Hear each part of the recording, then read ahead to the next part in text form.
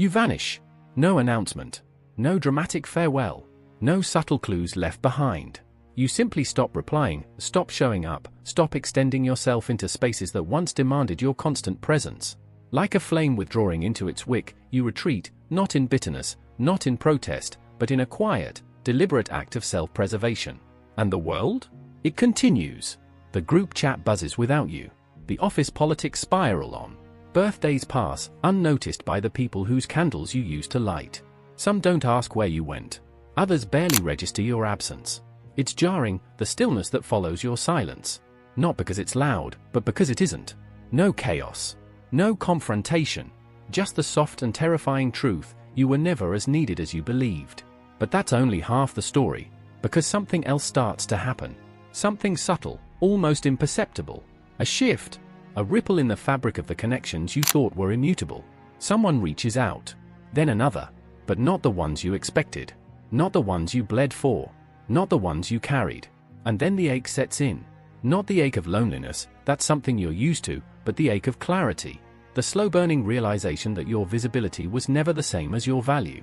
That your giving didn't equate to being cherished. That your presence, abundant and unfiltered, had been a currency, one you spent too freely on those who never asked for the price. Carl Jung once said, "The privilege of a lifetime is to become who you truly are." But here's the cruel irony, you can't become that person until you disappear. Why? Because in presence, we perform. We contort, negotiate, and present fragments of ourselves, curated for comfort, filtered for approval. We dilute our essence to remain palatable. And slowly, imperceptibly, we begin to forget what our undiluted self even looks like.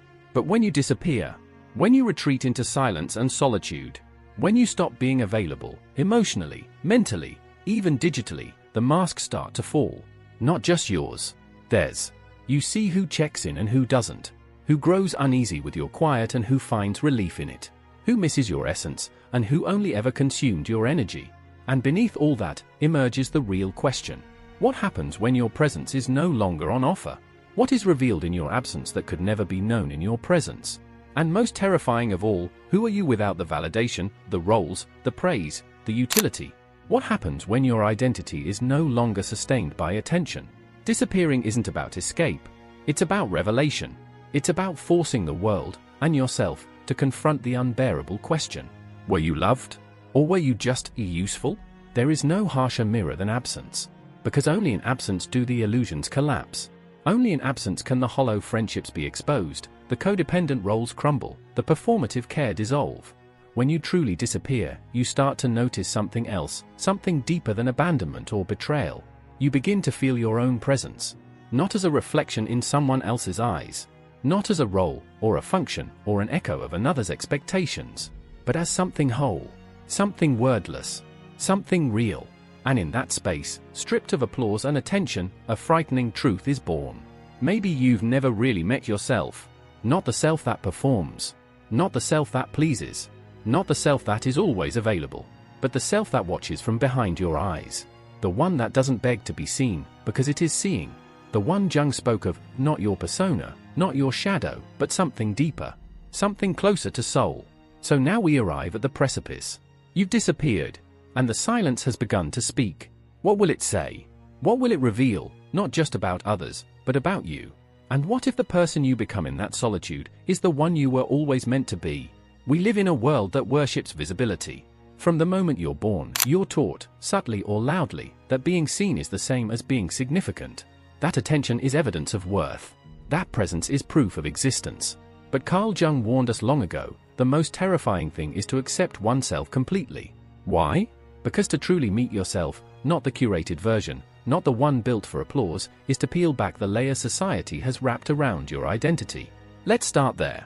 From childhood, you're handed roles like costumes, the smart one, the quiet one, the helper, the good child. Each label comes with rewards, praise, affection, acceptance. And each reward comes with a price, the gradual abandonment of your true self. You become a mirror, a projection, a finely tuned machine for fitting in. You learn to monitor the emotional climate in every room. You learn to anticipate others' needs before your own. You learn to earn affection through sacrifice, performance, availability. And here's the trap. The more effective you become at playing these roles, the more invisible your authentic self becomes, even to you. Jung called this the persona, the social mask we wear to survive. It is necessary, at first. We all need masks to navigate society, to protect our vulnerabilities, to find belonging. But what happens when you forget you're wearing it? What happens when the persona becomes your identity? The mask hardens, and in doing so, it becomes a prison. Now, every interaction is a transaction. You perform kindness in exchange for approval. You give endlessly in hope of being loved. You're always available, because if you're not, who will you be? But beneath that lies something darker. Fear. The fear that if you stop showing up, if you stop giving, if you stop being useful, you'll be forgotten, rejected, replaced, and perhaps worst of all, you'll be nothing. This is not irrational. It's ancient. In the tribal psyche of our species, to be unseen was to be unsafe. To be cast out of the group meant death. Isolation was exile, and exile was annihilation. Even Nietzsche acknowledged this tension. He wrote of the individual's terrifying responsibility to stand alone, to become who they are without leaning on the herd for identity. But how do you do that in a culture where availability is a virtue, and disappearance is an offense? We reward the constantly online. We praise the endlessly productive. We romanticize the self-sacrificing friend, the ever-present partner, the ride or die. But none of this creates wholeness. It creates addiction, not just to others, but to being needed. You become so entangled in the expectations of others that solitude feels like suffocation. Silence feels like death. To be unavailable is to be irrelevant. And so you remain accessible, responsive, present. But it's not presence. It's surveillance. It's performance. It's fear in disguise. Aldous Huxley warned of this too. That we would be so bombarded by pleasure, distraction, and connection that we'd lose the ability and the courage to face ourselves. That we would become comfortably numb in the noise of others. And Sartre, in his brutal clarity, called it out, hell is other people.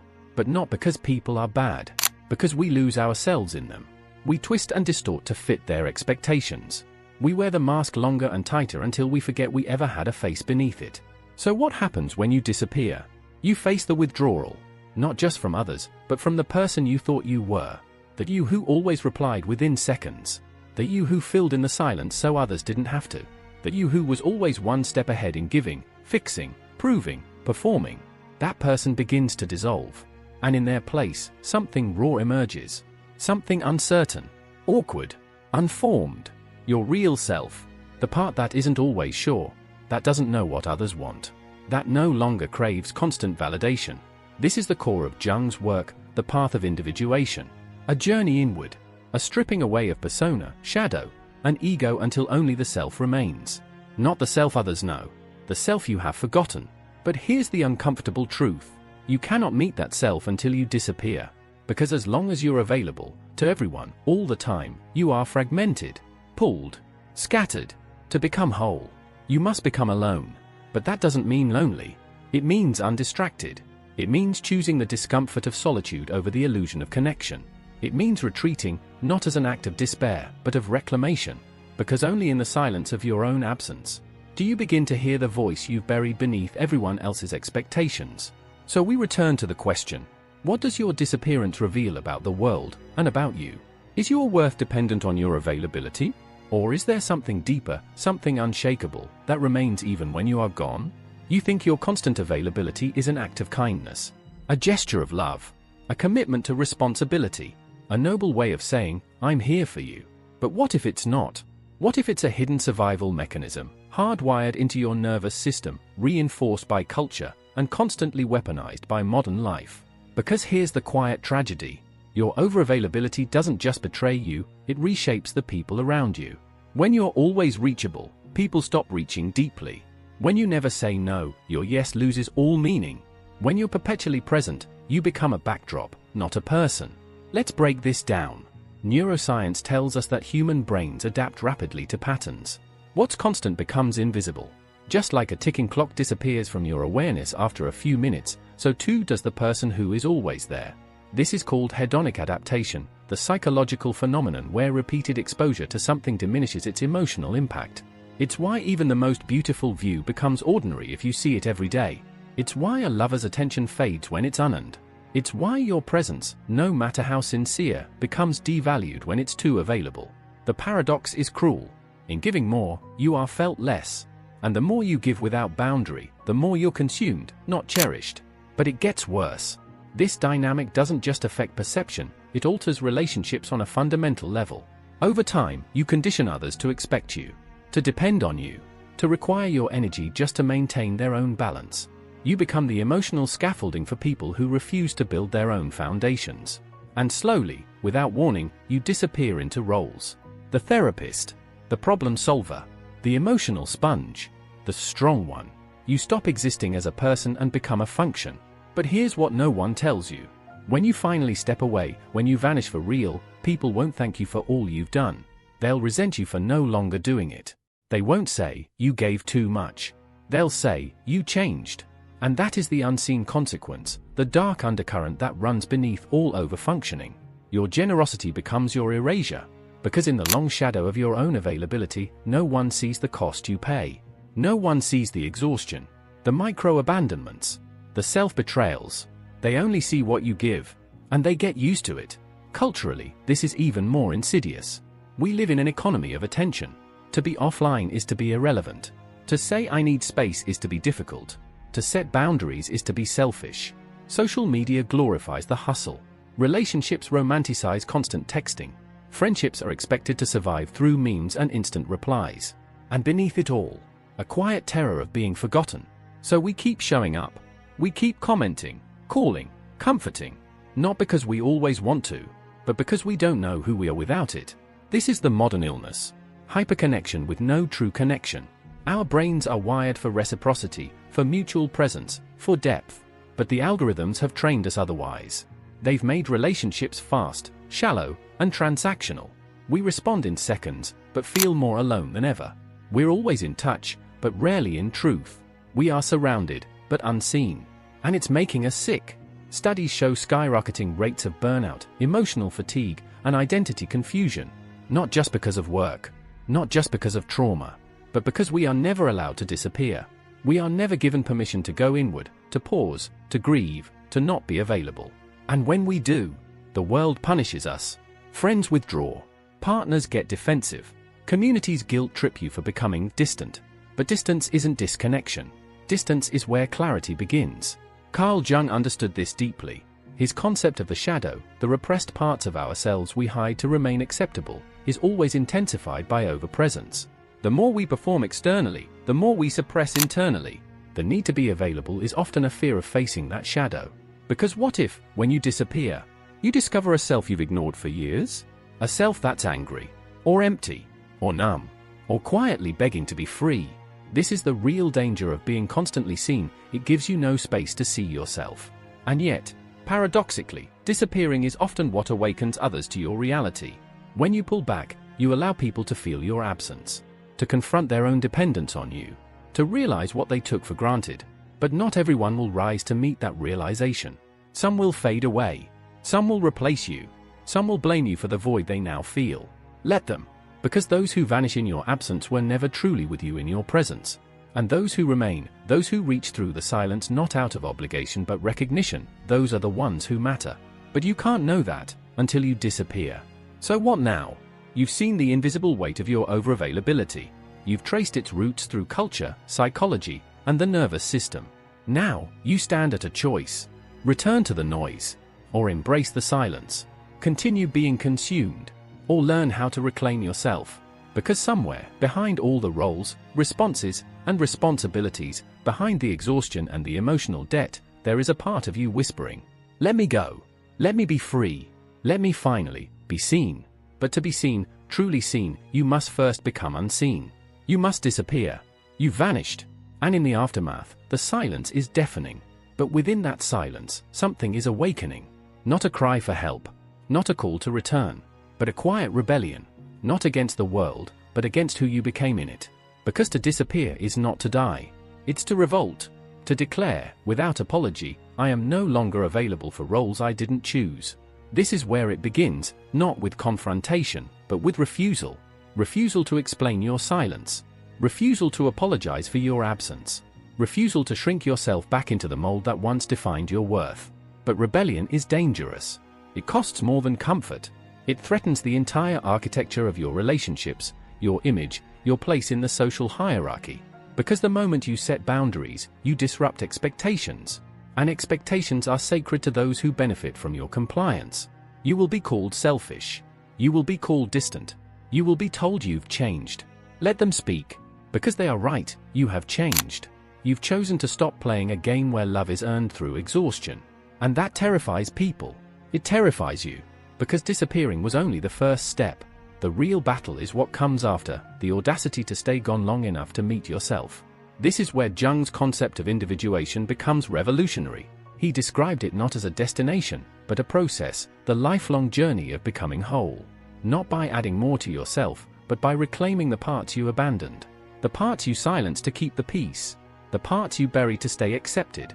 The parts you labeled too much, too sensitive, too strange. Now, you dig them up.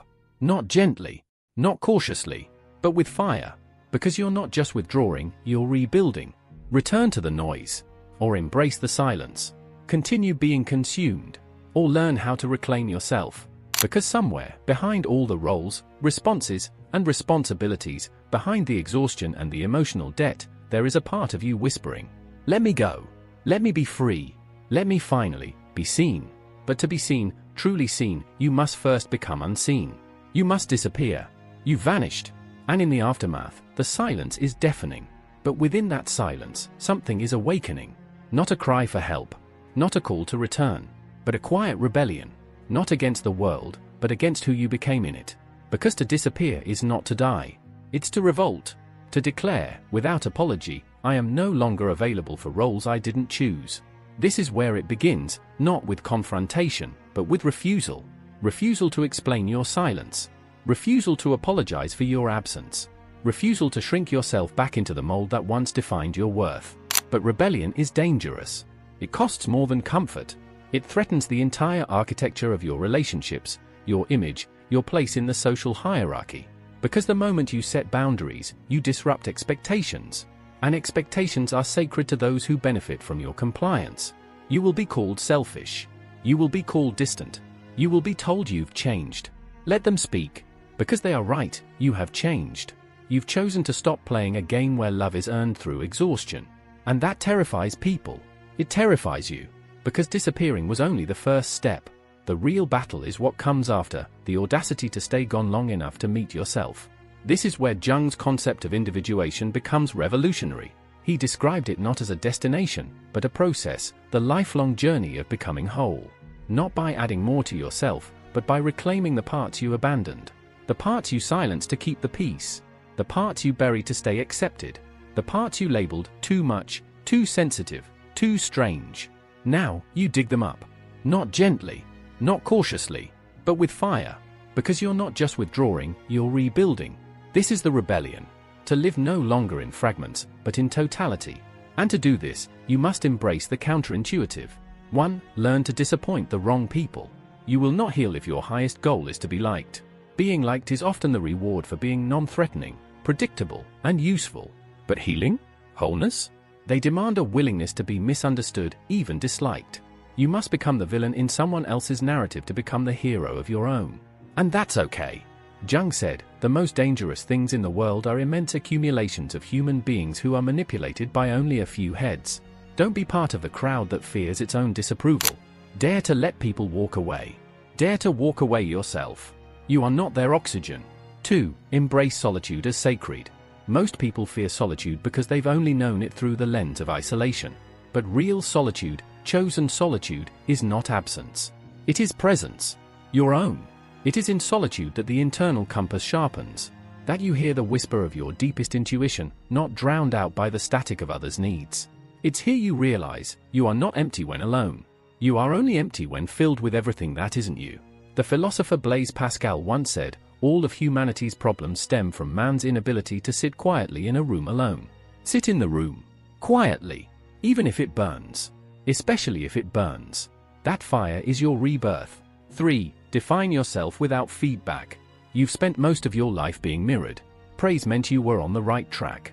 Disapproval meant you should change. But what if feedback is just distortion? What if being told you're too much is simply a sign you're finally taking up your rightful space? To rebel is to live without the need for constant reflection. To become self-referencing. Not arrogant, but sovereign. You decide what matters. You decide what wounds are worth healing. You decide who gets access to your presence and who doesn't. This isn't ego. It's ownership. And it changes everything. For relearn love without performance.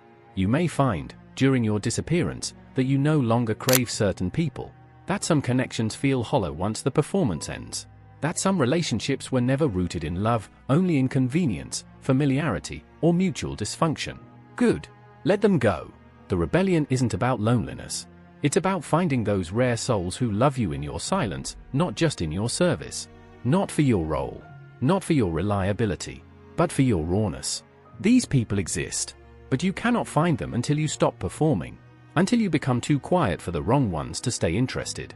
And in that sacred vacuum, something wild happens. You begin to love yourself not for what you do, but for what you are. Not for how you help, but for how you exist. This is not self-love in the Instagram sense. This is self-love as revolution, as refusal, as liberation, as homecoming. So what now? You disappeared. You felt the silence. You confronted the consequences. You began to rebel. Now, you begin to live. Not as a mirror, not as a mask, but as something whole, something ancient, something unbending.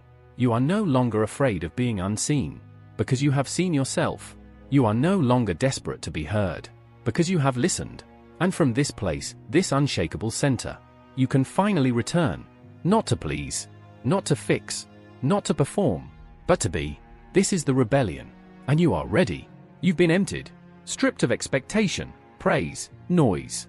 Your identity, once defined by replies, roles, and reactions, has been burned down to its foundation. And now, in this clearing, a final truth begins to rise. Not loud, not triumphant, but still, sacred. You were never meant to be everything to everyone. That was never the calling. The truth, the one hidden beneath all the noise, is this. Your value was never in your visibility.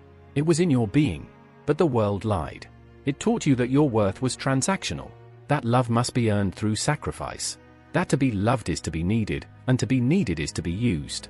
It told you to measure your life in metrics, followers, responses, thank yous, applause. But it never told you how sacred it is to simply exist. How holy it is to breathe, to observe, to think and feel and be, even when no one is watching. Especially when no one is watching. Carl Jung spent his life helping people confront what they had disowned in themselves, the shadow, the forgotten child, the unlived life. But Jung's greatest offering wasn't diagnosis. It was integration. He taught that wholeness is not perfection, it's embracing every part of yourself, even the ones you've hidden. Especially those. The angry part. The needy part. The selfish, quiet, lonely, chaotic part. They aren't flaws. They are fragments. And when you disappear, when you finally stop performing, giving, appeasing, those fragments come home. They knock on the door of your silence and whisper, "Will you let me in now?" And if you are brave enough, you do. You sit with your unmet needs. You cradle your disappointment. You mourn the years you spent chasing approval. And in doing so, you become whole again. Not perfect. Whole. The final realization is not glamorous. It won't go viral. It won't make people clap. It might even be met with silence. But that's the point. You were never meant to be consumed. You were meant to be complete. There is a moment, after the loneliness, after the clarity, after the rebellion, where you sit with yourself in complete stillness and feel something you haven't felt in years. Enoughness. Not because someone told you, not because someone praised you, but because it rises from within. A quiet knowing that you do not exist to be needed, that you are not a resource, that your soul is not a service. You are not responsible for how others perceive your boundaries. You are not guilty for making space for yourself. You are not selfish for saying no. You are allowed to rest. You are allowed to retreat. You are allowed to go silent and never explain why. You are allowed to disappear. Not to punish. Not to manipulate. But to return to you. You may never be understood by those who loved your performance more than your presence. You may lose connections. You may lose admiration. But what you gain is something infinitely more valuable. You gain sovereignty. You become the authority of your own existence. You no longer outsource your identity to others. You no longer beg to be seen, because you are too full of yourself to be hollowed out by their absence. And this is the ultimate truth. Disappearing is not the end of connection. It is the beginning of real connection. Because only when you no longer need the world to see you, are you finally free to be seen for who you truly are. You become magnetic, not through effort, but through authenticity. You attract what resonates with your wholeness, not what clings to your performance. You no longer chase. You no longer explain. You no longer dilute. You walk into rooms differently. You speak with fewer words, but more weight. You don't feel silence, you become the silence others feel. You are no longer interested in being understood by everyone. Only by the ones who've also disappeared, returned, and remembered. So this is the part they never teach you. That healing isn't about becoming more palatable. It's about becoming more you. And sometimes, the path to becoming yourself requires vanishing from everything that is not you. You weren't meant to be available all the time. You weren't meant to carry people's weight for them. You weren't meant to shapeshift in every room to keep the peace. You were meant to live in your full expression, even if that means fewer people applaud. Even if that means fewer people stay. Because the ones who remain after you disappear, they see you. Not your role. Not your service. You. And that is enough.